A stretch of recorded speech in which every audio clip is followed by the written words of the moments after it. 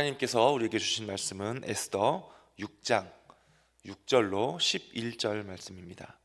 제가 보는 성경으로 구약 755쪽에 있습니다.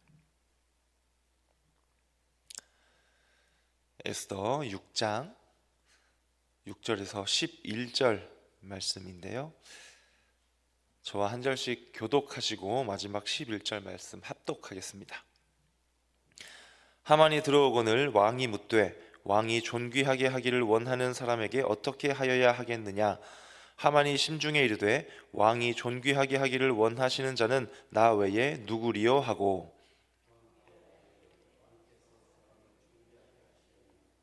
왕께서 입으시는 왕복과 왕께서 타시는 말과 머리에 쓰시는 왕관을 가져다가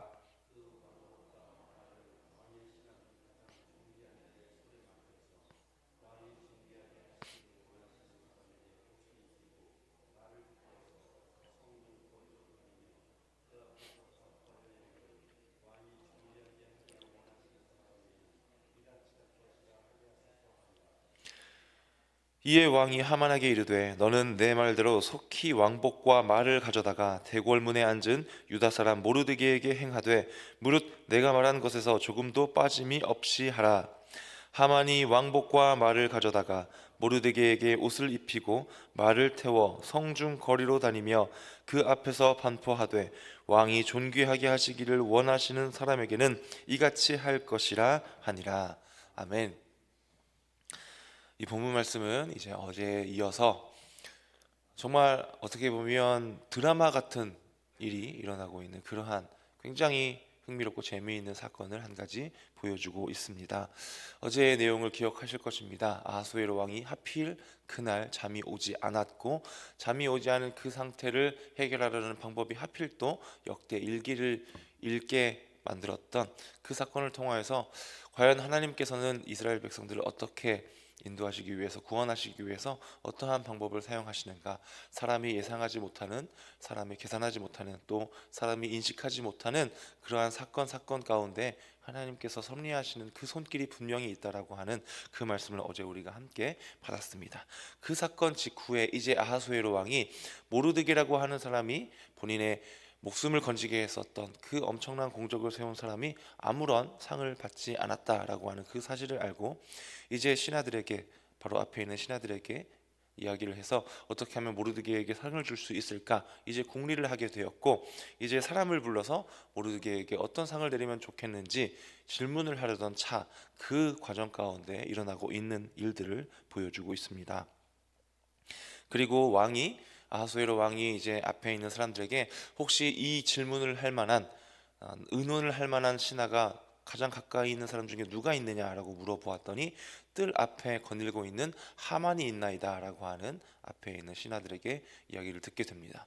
하만은 이때 당시에 왜 궁전에 오게 되었냐면 어처구니 없게도 모르드게를 죽이고자 하는 그 생각을 갖고 이제 본인이 모르드게를 높이 달아서 죽이고자 했던 그 높은 나무를 세워놓고 나서 이제 왕에게 고하여 이제 다 되었다, 이제 모르드게를 저 나무 높이 매달기만 하면 드디어 눈에 가시 같은, 정말 마음에 들지 않는 저 모르드게라고 하는 저 사람을 죽일 수 있겠구나, 굉장히 마음에 기쁜 마음으로, 즐거운 마음으로 왕 앞에 나서려고 지금 궁전에 들어왔다라는 것입니다.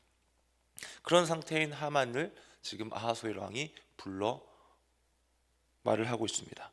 왕이 묻되 존귀하게 하기를 원하는 사람에게 어떻게 하여야 하겠느냐라고 질문을 합니다. 이 질문을 들은 하만은 이렇게 생각을 합니다. 왕이 지금 이 수많은 신하 중에서 존귀하게 하고자 하는, 누군가에게 큰 칭찬하려고 하는구나, 누군가에게 상을 내리려고 하는구나. 그런데 왕이 존귀하게 하고자 하는 사람이라고 한다면 아무에게나 이런 일을 하지 않을 것이다. 굉장히 높은 관직에 있는 사람에게나 가능한 일일 테니 지금 이 시점에서, 현 시점에서 가장 높은 관직을 갖고 있는 사람은 누구인가? 나 말고는 누가 있겠는가? 라고 하는 너무나도 상식적이고 너무나도 이성적인, 누가 생각해도 너무나도 타당한 생각을 지금 그가 하고 있는 것입니다.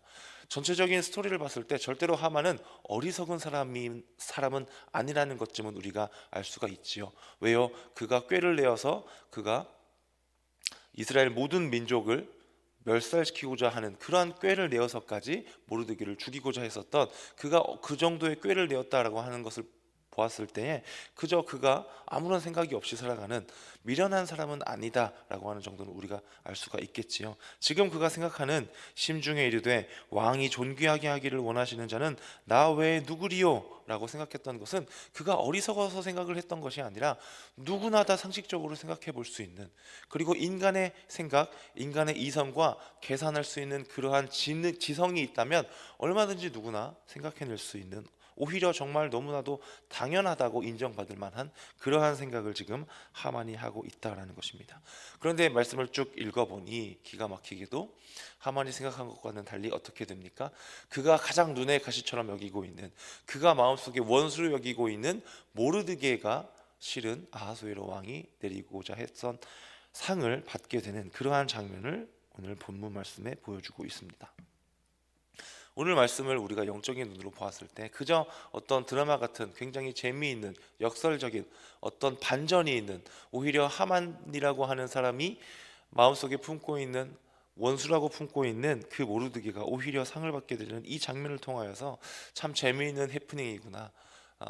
하만이라고 하는 사람이 참 그가 꾀를 내어서 누군가를 해하고자 하였는데 그가 오히려 화가 나는, 어떻게 이런 일이 일어날 수 있는가라고 그가 우스꽝스러운 일을 당하게 되는 그러한 어떠한 스토리 하나로 우리가 여길 수도 있겠지만, 이 안에서 우리가 영적인 시선으로 바라본다면 지금 현재 하나님의 섭리하심과 또 세상에서 사용하는 방법, 또는 세상의 이 땅의 주인인 사단의 세력, 악한 세력이 하고자 하는 일, 하나님과 악한 세력, 하나님과 세상, 하나님과 인간의 생각과 계산, 하나님과 우리의 방법, 이 두 가지가 서로 대립하고 있는 그러한 정확한 사건을 보여주고 있습니다.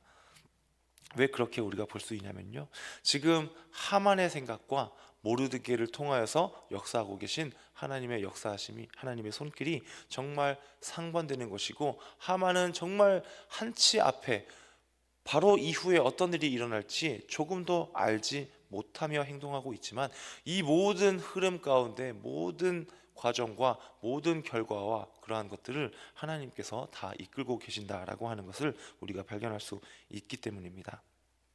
지금 하만은 어떤 상태였습니까? 이제 곧 있으면 모르드게를 죽일 수 있겠구나 라고 그렇게 생각하고 한껏 들떠 있는 상태에서 왕을 만났다라고 하는 것입니다. 그런데 우리는 기억하고 있습니다. 왕을 만나려면 어떻게 해야 합니까? 왕이 불러야만 가능합니다. 에스더도 그런 상황을 알고 있었기 때문에 두려운 마음으로 내가 죽으면 죽으리라 라고 하는 마음으로 나아갔지만, 하나님의 인도하심으로 그 금 지팡이를, 막대기를 잡게 되어서 다행히 목숨도 건졌고, 또 왕에게 이야기했어야 했었던 것도 다 이야기를 할 수 있었던 그런 하나님의 역사하심이 있었습니다. 지금 상황도 하만이 물론 처음부터 왕이 부른 것은 아니었지만 그가 먼저 그 궁전에 나아갔습니다. 왕의 부름 없이 나아갔지요. 왜요? 모르드게라고 하는 사람을 죽이기 위해, 누군가를 해하기 위해 왕의 부름 없이 그곳에 나아갔지만, 그 과정 가운데 하나님께서 또 역사하셔서 왕이 누군가를 부르게 만드셨다라고 하는 것입니다. 이것도 어떻게 이렇게 될 수 있었을까? 하나님께서 이 과정도 이끄셨구나 라고 하는 그러한 내용을 볼 수가 있고요. 이어서 모르드게 또한 무엇하고 있습니까? 지금 궁전 뜰 앞에 앉아서 기도하고 있습니다. 부르짖고 있고요, 울고 탄식하고 있습니다. 그러고 있는 모르드게를 어떻게 합니까? 왕이 부르게 하십니다. 이 사건들은 그 나라의 법을 연달아 3번 깨는 것이지요. 왕이 먼저 부르지 않고 나온 사람들을 차례대로 어떻게 이렇게 왕이 스스로 부르게 되었는가라고 하는 그런 과정을 봤을 때도, 역시 하나님은 계속해서 역사하고 계시구나. 어떻게요? 누군가를 해하려고 마음을 먹고, 세상의 마음을 먹고, 사단의 마음을 먹고 룰루랄라 신나게 그 뜰 앞에 있는 하만까지 부르게 하시는 그 하나님의 손길을 우리가 바라보게 된다라는 것입니다. 이것은 어떻게 우리가 바라볼 수 있냐면요, 우리가 세상 가운데 살아가면서 여러 가지 일을, 여러 가지 환경, 여러 가지 사건들을 만나게 됩니다. 때로는 어떻게 이런 일이 나에게 닥칠 수 있을까? 때로는 어떻게 저런 악한 사람이 나에게 이런 영향을 끼칠까? 왜 나에게 저런 사람이 만나져서, 왜 저런 사람과 함께하게 하나님께서 허락하셔서 하나님께서 좀 막아주셨으면 저 사람과 내가 아무 일이 엮이지 않았을 수도 있었을 텐데 왜 이런 일이 나에게 있을까? 왜 저런 사람이 나에게 이런 영향력을 끼치는가? 왜 이런 악한 일이 나에게 일어나는가? 왜 이런 슬픈 일이, 화나는 일이, 억울한 일이 나에게 일어나는가? 라고 생각할 수도 있을 것이라는 것입니다. 하지만 오늘 장면을 보시면요, 그런 악한 마음을 품고 있는 하만까지도 하나님이 활용하고 계신 그러한 장면을 우리가 보게 됩니다. 우리는 이해할 수 없습니다. 한 치 앞도 우리는 내다볼 수 없지요. 왜 이런 일이, 왜 이런 사람이 자꾸 부정적인 생각이 들고 하나님 앞에 뿔뚝거리는 마음이 들기까지 합니다. 하나님 왜요?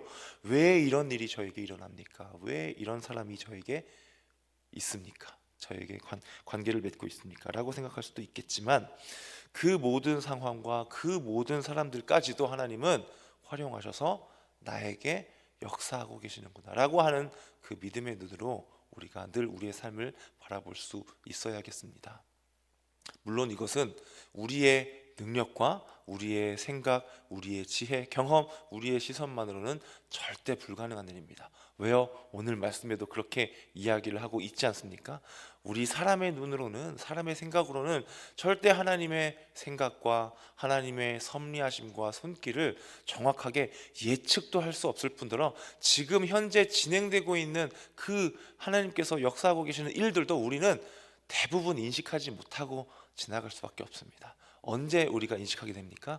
시간이 다 지나고 나서 하나님께서 다 역사해 주시고 하나님께서 다 우리를 지켜 보호해 주시고 하나님께서 우리에게 모든 열매를 맺어 주시고 모든 깨달음과 모든 성장과 모든 일들을 다 겪고 나게 하신 후에 우리가 돌아보고 하나님께 어떤 감사 기도를 드릴 때 그 과정이 하나님의 동행하심이셨군요, 하나님의 손길이셨군요, 함께 하심이셨군요 라고 우리가 깨닫고 감사하게 되는 그러한 과정들을 아마 우리 성도님들께서도 많이 경험해 보셨을 것입니다.